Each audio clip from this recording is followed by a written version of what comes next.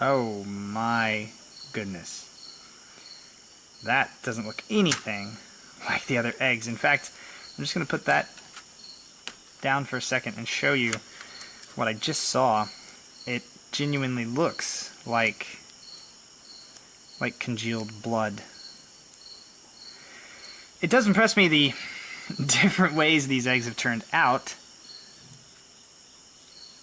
So let's get...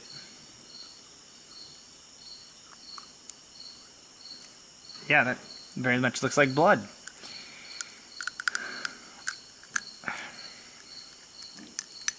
Oh my goodness. That's rather unappetizing.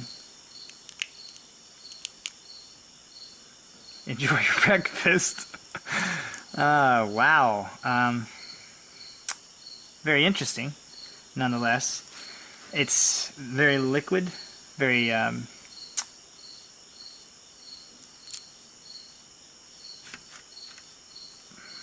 fluid. So what I'll do is I'll just pour it out and we'll see what we have. Okay, well, it did hold together a bit. There are some chunks of something in there. The eggshell is now empty. So we can go through whatever this is. It does not smell good, but that's probably a given.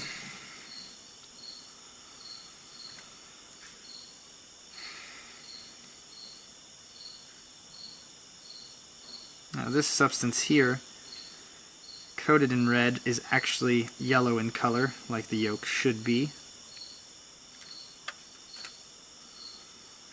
This is more of the yellow substance.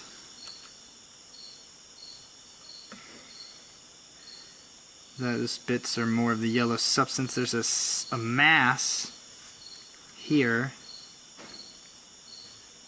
Blood tends to act somewhat like this in an animal that's died when it starts to coagulate. If you've ever opened up an animal that's been dead for only an hour, you'll run into some amounts of blood that act like this.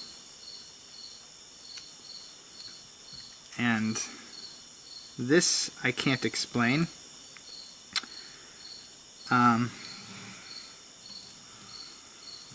It appears to be, well, it feels and acts like a piece of a liver. Anybody who has butchered a chicken before, or any other animal like a rabbit, livestock and such, will know what I'm talking about. But as you can see, this all appears like, well, like I did take the liver out of some small mammal, but this was a chicken egg. This was a chicken egg that I did inject with mammal blood, my own blood, obviously.